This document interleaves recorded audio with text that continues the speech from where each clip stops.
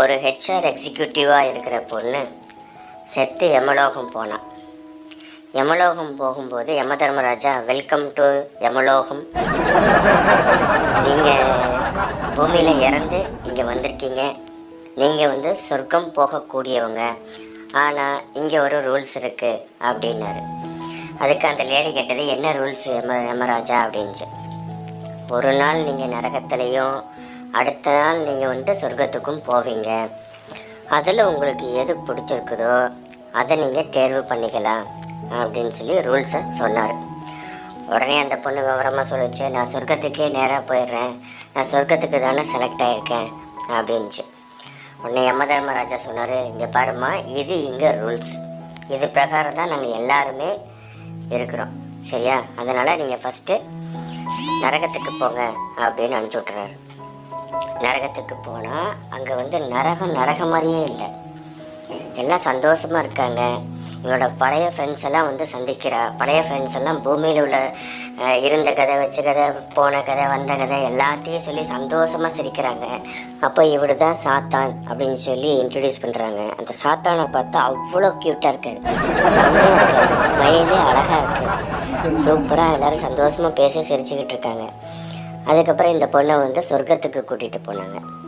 சொர்க்கத்துக்கு கூட்டிகிட்டு போனால் சொர்க்கம் மாதிரியே இல்லை.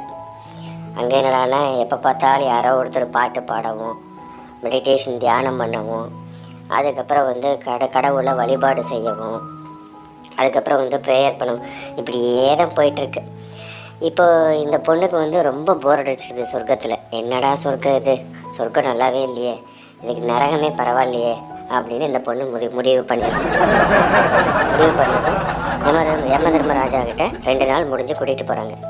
என்னம்மா, ஒரு நாள் சொர்க்கத்திலையும் ஒரு நாள் நரகத்திலையும் இருந்துட்டு வந்தியா அப்படின்னு கேட்குறாங்க. ஆமாம் ராஜா, இருந்துட்டு வந்தேன் அப்படின்றான். சரி, இப்போ எங்கே போகிறதா முடிவு பண்ணியிருக்கீங்க நீங்கள் அப்படின்னு. அந்த பொண்ணு உடனே சொல்லிட்டு, எனக்கு நரகத்தில் கொண்டு போய் விட்டுருங்க அப்படின்னு.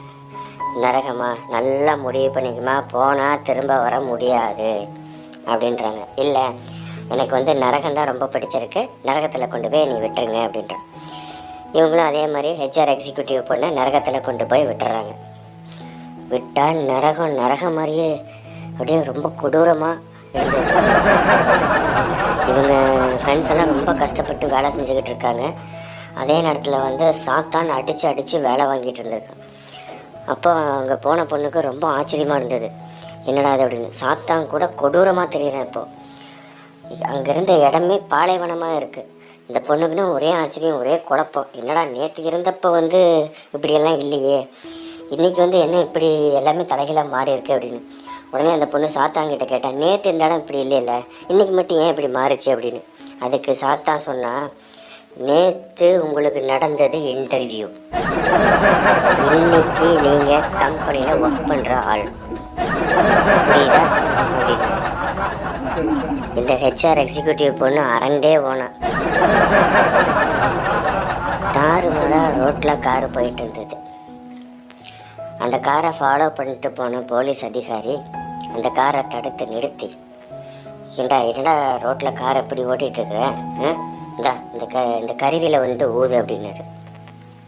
இதை பார்த்த அந்த காரை ஓட்டிகிட்டு வந்தவன் அலறினான், இந்த கருவியிலலாம் நான் ஊத முடியாது, எனக்கு ஆஸ்துமா பிரச்சனை இருக்குது, இந்த கருவியில் அப்படியே நான் ஊதுனாலும் எனக்கு ஆஸ்துமா பிரச்சனை இருக்கிறதுனால ரொம்ப பிரச்சனையாயிரும், ப்ரீத்திங் ட்ரபிள் இஷ்யூலாம் வரும் அப்படின்ட்டான்.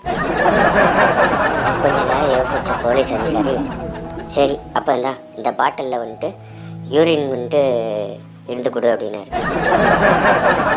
யூரின்லாம் என்னால் போக முடியாது, ஏன்னா எனக்கு யூரின் போன அப்படின்னா எனக்கு பிளட்டில் சுகர் அளவு கம்மியாயிரும், அப்படி கம்மியாச்சு அப்படின்னா எனக்கு ரொம்ப ப்ராப்ளம் ஆயிரும், அதனால் நான் யூரின் போக முடியாது. சரி அப்படின்னு கொஞ்ச நேரம் யோசித்த போலீஸ்காரரு, அப்போ வா ப்ளட் டெஸ்ட் எடுக்க போகும் அப்படின்னாரு. ப்ளட் டெஸ்ட்டெல்லாம் என்ன எடுக்க முடியாது, ஏன்னா எனக்கு பிரச்சனை இருக்குது அப்படின்னா. என்னடா பிரச்சனை?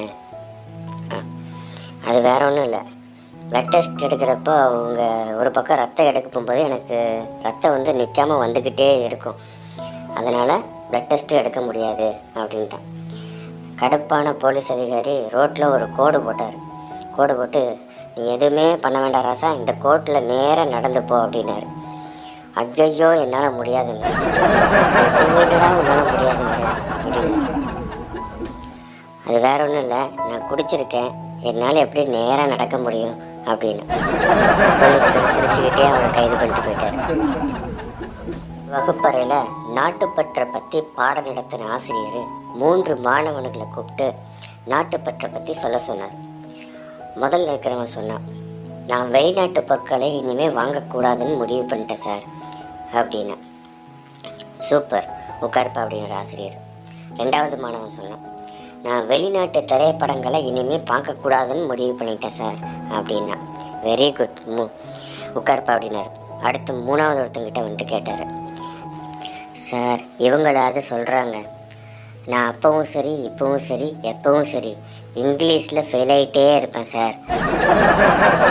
ஏன்னா உண்மையாலுமே நாட்டுப்பட்ட நான் தான் சார் மதிக்கிறேன். டீச்சருக்கே ஒரு நிமிஷம் ஜர்க்காயிட்டது. ஒரு அழகான பொண்ணு துணி கடைக்கு ஒரு துணியை தேர்வு செஞ்சு கடை உரிமையாளர்கிட்ட வந்து இந்த துணி மீட்டருக்கு என்ன விலை அப்படின்னு சொல்லி கேட்டான். உடனே அந்த கடையோட உரிமையாளர் சொன்னால், 1 மீட்டருக்கு நீ ஒரு முத்தம் கொடுக்கணும் அப்படின்னு சொன்னான். இந்த பொண்ணு உடனே ஒரு 15 மீட்டர் வந்து எனக்கு கட் பண்ணி கொடுங்க அப்படின்னா. உடனே கடைக்காரன் ஏக சந்தோஷத்தில் 15 மீட்டர் கட் பண்ணி கொடுத்தான். இப்போ கட் பண்ணி கொடுத்தாச்சு, முத்தம் எப்போ கொடுக்குறீங்க? ஒரே நிமிஷம். அதுவும் அங்கே நின்றுருக்கார் பார்த்தீங்களா எங்கள் தாத்தா, அவர் உங்களுக்கு 15 முத்தத்தை கொடுத்து செட்டில் பண்ணுவார். அப்போ கடைக்காரன் நினைச்சான், முத்தத்துக்கு ஆசைப்பட்டு மொத்தமும் போச்சே அப்படின்னு.